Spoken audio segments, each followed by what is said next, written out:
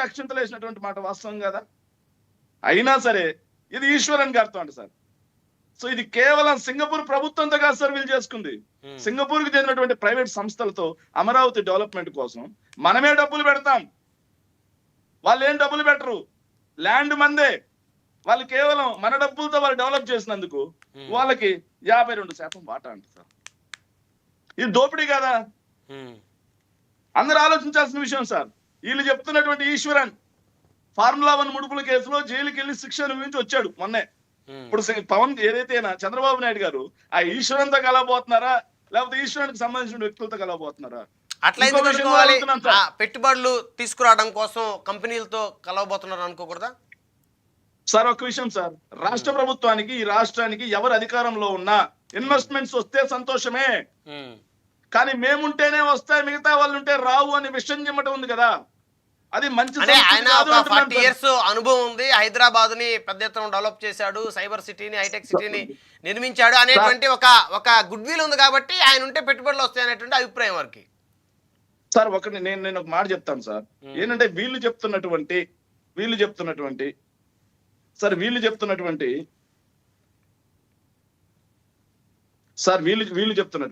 పెట్టుబడుల గురించి సార్, గడిచినటువంటి 2014 నుంచి 19 మధ్యలో సింగపూర్ నుంచి రాష్ట్ర ప్రభుత్వానికి ఏదైనా ప్రైవేట్ కంపెనీ ₹1 బిల్ల పెట్టుబడి పెట్టిందా సార్? వీళ్ళు ఊరికే కూర్చొని ఆడ ఈనాడు ఆంధ్రజ్యోతిలో రాసే కూర్చొని మాట్లాడటం విమర్శ చేయటం కాదు సార్, నోరుంది కదండి సార్. డేటా అనేది ఉంటుంది సార్. చంద్రబాబు నాయుడు గారు పెట్టుబడుల వెల్లువ వరద అన్ని తీసుకొచ్చారు 2014 నుంచి 19 మధ్యలో. కానీ సార్ ఒక 2 నిమిషాలు నాకు టైం ఇస్తే నేను దీన్ని ఏదైతే క్లియర్ గా నేను మాట్లాడేస్తాను, తర్వాత వాళ్ళకి ఇవ్వండి సార్. ఇది ఒక్కసారి చూడండి సార్. సో ఏంటంటే investments into AP triple in the last 5 years. Chandrababu Naidu గారు విజనరీ, ఆయన చూసి పెట్టుబడులు వస్తాయి, ఆయన బ్రాండ్. కానీ 2014 నుంచి 19 మధ్యలో 32,803 కోట్ల రూపాయలు పెట్టుబడులు వచ్చాయి.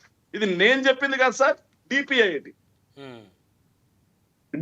అంటే కేంద్ర ప్రభుత్వానికి చెందినటువంటి ఏదైతే department for promotions of industry and internal trade, అదే డిపిఐఐటి వైఎస్ఆర్ కాంగ్రెస్ పార్టీ అధికారంలో ఉండగా 1,26,000 కోట్ల రూపాయల పెట్టుబడులు ఆంధ్రప్రదేశ్ లో గ్రౌండ్ అయ్యాయి. 1,26,000 కోట్లు 1,26,000 కోట్లు. ఏడాది ప్రకారం చూస్తే 2019లో 73 ప్రాజెక్టులు 34,696 కోట్లు, 2020లో 42 ప్రాజెక్టులు 9,840, 2021లో 47 ప్రాజెక్టులు 10,350, 2022లో 46 ప్రాజెక్టులు 45,217, 2023 జూన్ వరకు 26 ప్రాజెక్టులు 7,135, 2023 తర్వాత జూన్ తర్వాత కూడా సార్ ఏవైతే మళ్ళీ ఇంకో చోట ఇచ్చారు సార్ 8,430 కోట్లు, 2024 జూన్ మే మధ్యలో 4,900 కోట్ల ప్రాజెక్టులు గ్రౌండ్ అయ్యాయి.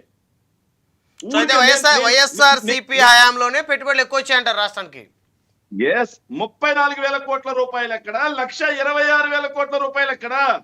ఇప్పుడు వీళ్ళు చెప్తున్నటువంటి ఇండోసోల్, వీళ్ళు చెప్తున్నటువంటి ఏదైతే బల్క్ డ్రగ్ పార్క్, వీళ్ళు చెప్తున్నటువంటి ఎన్టీపీసీ హైడ్రోజన్, వీళ్ళు చెప్తున్నటువంటి ఇన్వెస్ట్మెంట్స్ దాదాపుగా వీళ్ళు చూపించే దాంట్లో 4 లక్షల కోట్లు వైఎస్ఆర్ కాంగ్రెస్ పార్టీ ఎంఓయూ చేసుకుని వాళ్ళకి ల్యాండ్ అలొకేషన్స్ చేసి పర్మిషన్స్ ఇచ్చింది వైఎస్ఆర్ కాంగ్రెస్ పార్టీ. మరి అప్పుడు కాదు ఎన్నికలకి ఒక 1 year ముందు అనుకుంటా వైజాగ్ లో గ్లోబల్ సమ్మిట్ జరిగింది, 13 లక్షల కోట్ల రూపాయలు ఎంఓయూలు కుదుర్చుకున్నారు. అవన్నీ వస్తేనండి గ్రౌండ్ అయిపోయా సార్? ఒక విషయం వీళ్ళు చెప్తున్నారు, మొన్న ప్రధానమంత్రి మోడీ గారు వచ్చి ఎన్టీపీసీకి శంకుస్థాపన చేశారు సార్.